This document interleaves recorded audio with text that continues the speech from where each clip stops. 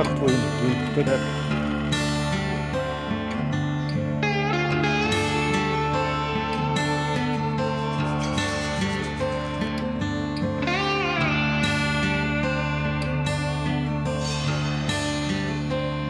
Kaže, sa njima je može.